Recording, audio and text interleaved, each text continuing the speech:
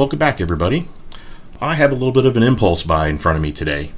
This is the Master Lock Safespace. It's a key box, and this is the 5406D model. This is an impulse buy because I received a spam email from Master, advertising that it was on sale. It was less than half the cost of it, normal retail, so I couldn't help myself. You may have noticed that I have a bunch of combo locks on the channel, so I do like my decoding. I took a look on YouTube, assuming that somebody like Lockpicking Lawyer, Bosnian Bill, or maybe Dave had a breakdown, but I couldn't find anything. So after a few Google searches, I found a post on Reddit lockpicking forum that said this is about a year ago, that this is resisting all the usual combination attacks. So that really intrigued me because typically something's wrong with these masters. So I purchased it, obviously, and I decided that, well, since the combo attack was probably going to be the hardest thing due to this Reddit post, I could probably start elsewhere. This is a master, right? So there's got to be something else that I could do to get into it. So I'm going to go through kind of the process that I used and kind of break down what I was looking for. If you just want to hurry up and get to the good stuff and see how I actually open it, I'm going to post a time code up here that you can go to, so you can just skip to the open. Okay, so I figured the first thing is, if you can take this box with you, take it off of the door handle that it's affixed to, then you can have all the time in the world that you want to try all the random codes. This came preset with all zeros, and I have changed the combination in playing with it, so it's currently 867. And as soon as you dial the combo, it pops right open. Now you can see right here, this is the shackle release lever. So if I pull on that, the shackle opens up. So my first thought was, what if I was to try using a powerful magnet to kind of move that over? So I've got my Monstrum magnet from Sparrows. And well, yeah, so obviously the shackle is ferrous. The body itself, not really. It's trying to stick to the edge of the shackle here. So if I touch the door, I'm guessing this is probably aluminum or something. But yeah, so if I go down here on the very back, it'll stick, but you'll see that I can't move the lever back and forth at all. And then there's this right here. This is the reset lever. So if I push it in and up, now I can reset the combination. So moving this around, it's obviously being attracted to the shackle, but nothing's happening here with the lever. Can't get it to move. So Master did a pretty good job there. The other thing is that if I want to try to attack the hinge, you'll notice there's no exterior pins. So that would have been one of my next things to try, maybe even the first thing. So you'll see that the pins are actually internal here. So nothing going on there. Then the other thing I thought was, well, maybe I could do some decoding, like just kind of pushing on these and rocking them back and forth to see if there was a little bit more play on one dial or one number or the next. Absolutely no difference. What I did seem to find, though, is that if you have the right number and you're pushing up and down, let's lock this up. If you're pushing up and down on a number that is in the combination, it doesn't seem to have as much of a spring to it. So it's a little mushier on the 8, not quite as mushy on the 7, but it's pretty difficult to catch that. Oh, I almost forgot. The other thing here too is I thought, well, maybe I could somehow shim into this. You'll see that there's absolutely no way to get past the door, there's actually a little bit of an overlap here. See, there's an overlap, so you can't get a shim tool in there. The other thing is, if we actually look at this here where the shackle fits in, you'll see that there is a little bit of a lip right there. So if you were to try to put a padlock shim down in there, you can't really get past that, because we're thinking we're going to try to hit this piece right here and push that out of the way. So nothing doing there.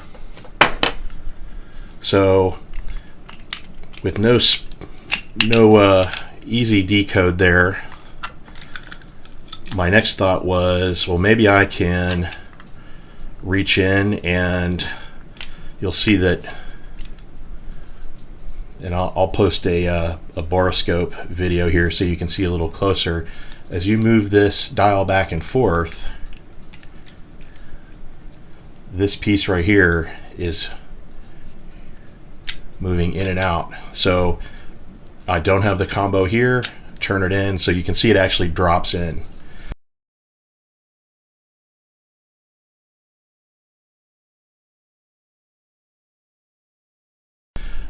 So my thought was, if I can somehow tension that, like I saw a lockpicking lawyer do on, I believe it was the 5400D, maybe I could figure out what's going on. So put this in here,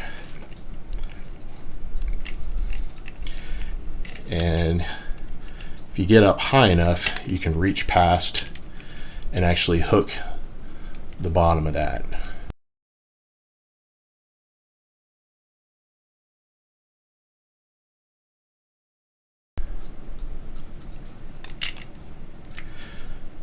So in doing that, I really didn't feel anything different. There was no hitching in the numbers at all. So pretty much ran out of ideas, and the only thing I was left with was the classic decode. So I decided, well, let's see if what they were saying on Reddit is actually true or not.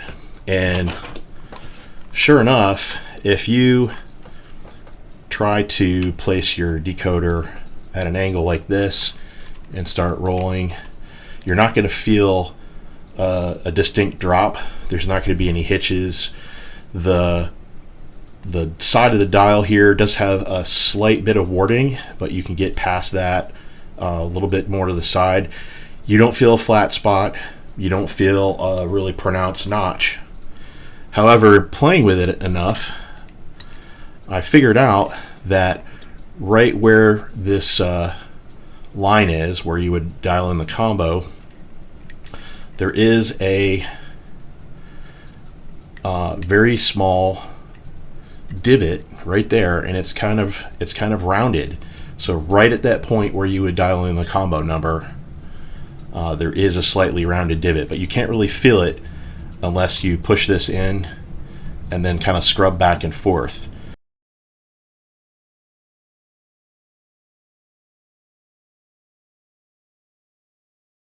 So essentially, when we decode this, we move one digit at a time, go in and scrub the side, and eventually you'll find it.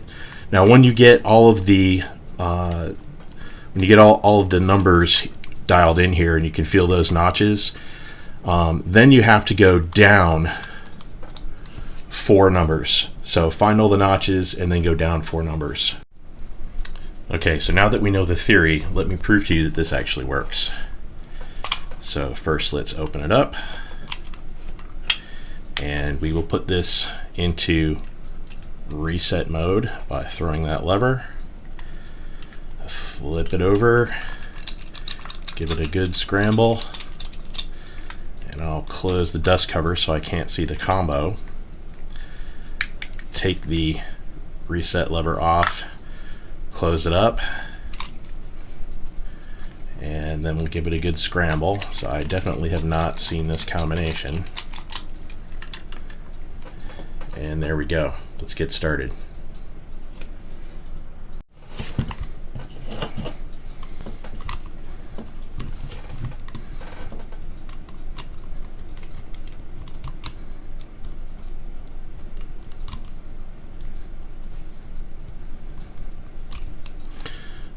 found the first one there.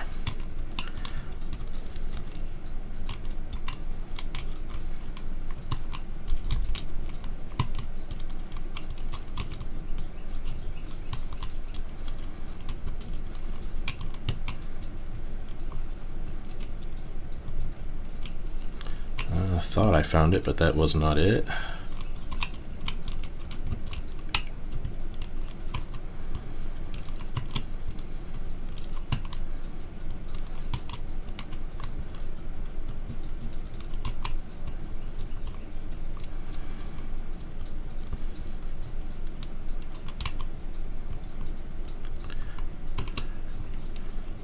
There we go, on the 2.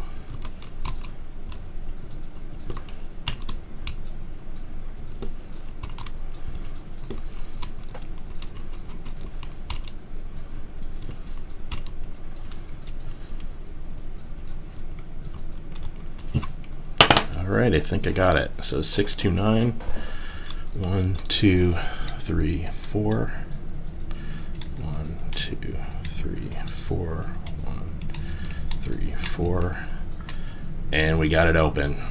Easy as that. So in summary, this can be decoded. I'm not quite sure what the folks on the lockpicking Reddit did or didn't feel, or maybe if this one is a little different, but I was able to decode it.